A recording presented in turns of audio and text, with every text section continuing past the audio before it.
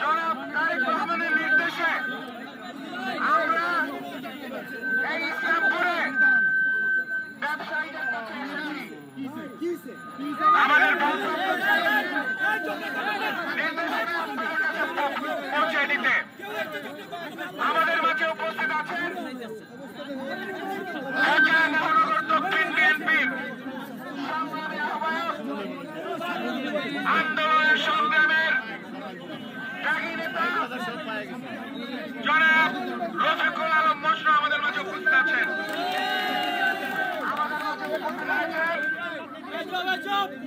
ঢাকা শহরের এক তরুণ নেতা, যাকে সবাই আমরা চিনি, মরহুম বীর মুক্তিযোদ্ধা, ঢাকার সাবেক মেয়র জনাব সাদেক হোসেন খোকার সুযোগ্য সন্তান, বিএনপির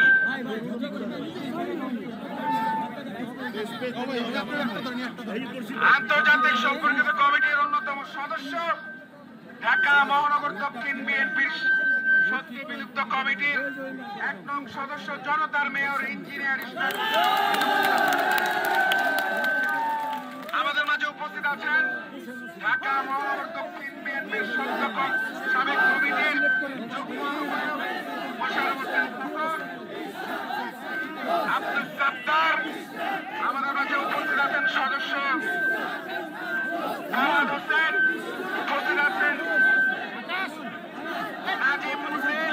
আমাদের মাঝে উপস্থিত আছেন আমাদের ৫৩ নম্বর ওয়ার্ডের বারবার নির্বাচিত কমিশনার মীর হোসেন মীরু সহ এলাকার নেতৃবৃন্দ। আসসালামু আলাইকুম।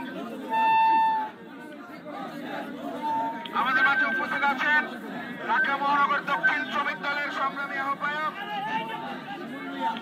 সুমন ভূঁইয়া। আমাদের মাঝে উপস্থিত আছেন মমিন আলী চেয়ারম্যান, ছাত্রদল ঢাকা মহানগর দক্ষিণের সদস্য সচিব নিয়াজ মাহমুদ নিলয়। উপস্থিত আছেন আমাদের সর্বস্তরের নেতৃবৃন্দ, যারা যুদ্ধ করেছেন, মামলা খেটেছেন বছরের পর বছর।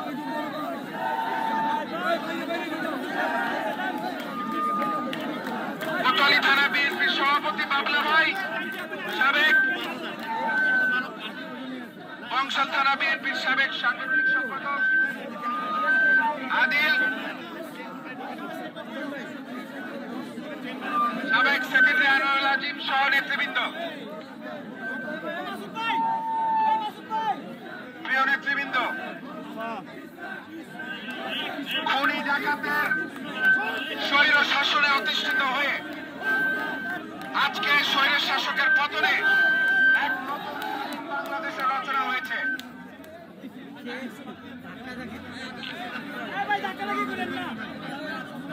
আমরা এখানে বলতে এসেছি, আপনারা জানেন বাংলাদেশের অর্থনীতিকে শূন্য করে ফেলে বিদেশে টাকা পাচার করেছে। আমরা এই স্বাধীন দেশে আমাদের অর্থনীতিকে সচল রাখতে হবে। প্রিয় নেতৃবৃন্দ, বক্তব্য রাখবেন ইঞ্জিনিয়ার ইশরাক হোসেন, বক্তব্য রাখবেন আমাদের আহ্বায়ক, আমাদের অভিভাবক রফিকুল আলম মজনু। এই পর্যায়ে বক্তব্য রাখবেন আমাদের মাঝে উপস্থিত জনতার মেয়র ইঞ্জিনিয়ার ইশরাক হোসেন।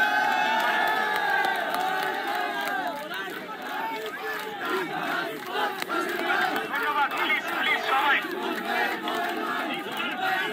ধন্যবাদ। বক্তব্য শুনবেন। প্রিয় উপস্থিত সংগ্রামী ভাই ও বোনেরা, এলাকাবাসী, ইসলামপুর মার্কেটের ব্যবসায়ীগণ এবং ব্যবসায়ী নেতৃবৃন্দ সহ উপস্থিত সকলকে আমার সংগ্রামী শুভেচ্ছা ও সালাম। প্রিয় ভাইরা, আমরা আজকে এখানে শুধু মিছিল এবং স্লোগান দিতে আসি নাই, আমরা একটা গুরুত্বপূর্ণ একটা কাজে এসেছি। আপনারা জানেন গত 5ই আগস্ট ছাত্র জনতার গণ অভ্যুত্থানে গণবিদ্রোহের মুখে স্বৈরাচারী খুনি ফ্যাসিস্ট হাসিনা পালিয়ে গিয়েছে। দীর্ঘ 15 বছরের আন্দোলনের ফসল আজকে আমরা একটি নতুন স্বাধীনতা পেয়েছি। বাংলাদেশ একটি নতুন স্বাধীনতা দিবস পেয়েছে। একটা মুক্ত বাংলাদেশে আমরা আজকে নিঃশ্বাস নিতে পারছি, বসবাস করতে পারছি। প্রিয় ভাইরা, আমাদের আজকে এখানে আসার উদ্দেশ্য একটাই, আমাদের নেতা দেশনায়ক তারেক রহমান উনি আমাদেরকে বিশেষভাবে দায়িত্ব দিয়েছে আমরা এখানে এসে এখানকার যারা ব্যবসায়ীরা রয়েছেন তাদের উদ্দেশ্যে কিছু কথা বলি।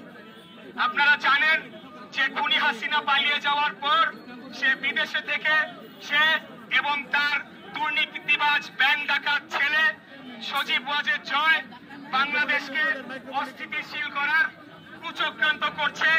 ছাত্র জনতার এই অভ্যুত্থানকে ব্যর্থ করার অপচেষ্টায় লিপ্ত হয়েছে এবং এই পরাজিত শক্তি আবারও চেষ্টা করছে কোনোভাবে তারা বিশৃঙ্খলা সৃষ্টি করে তাদের অবস্থান করতে পারে কিনা। এটার বিরুদ্ধে আজকে আমাদের লড়াই, আমাদের আন্দোলন শেষ হয়ে যায় নাই, আমাদের লড়াই শেষ হয়ে যায় নাই, আমাদের সংগ্রাম শেষ হয়ে যায় নাই যতদিন না পর্যন্ত এই পরাজিত শক্তিকে আমরা বিচারের আওতায় এনে বিচার করে তাদের শাস্তি নিশ্চিত না করতে পারবো, আমাদের আন্দোলন শেষ হবে না ইনশাআল্লাহ।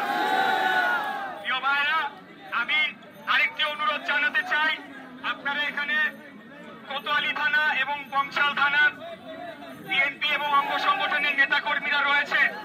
আপনাদের প্রতি দলের নির্দেশনা, আপনারা পালা করে 3 বেলা এই মার্কেটকে আপনারা পাহারা দিবেন, রক্ষা করবেন, যাতে এই পরাজিত শক্তি খুনি হাসিনার সন্ত্রাসী বাহিনীরা যাতে কোনো ধরনের ফ্যাসাদ সৃষ্টি করে আমাদের এই অর্জনকে বিফলে নিয়ে যেতে না পারে। আপনারা কি সেটার জন্য প্রস্তুত আছেন? আপনারা কি?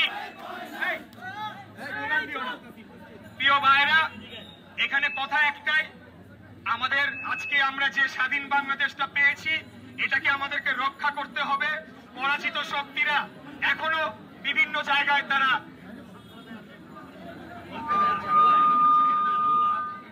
আমাকে বলে দিতে হবে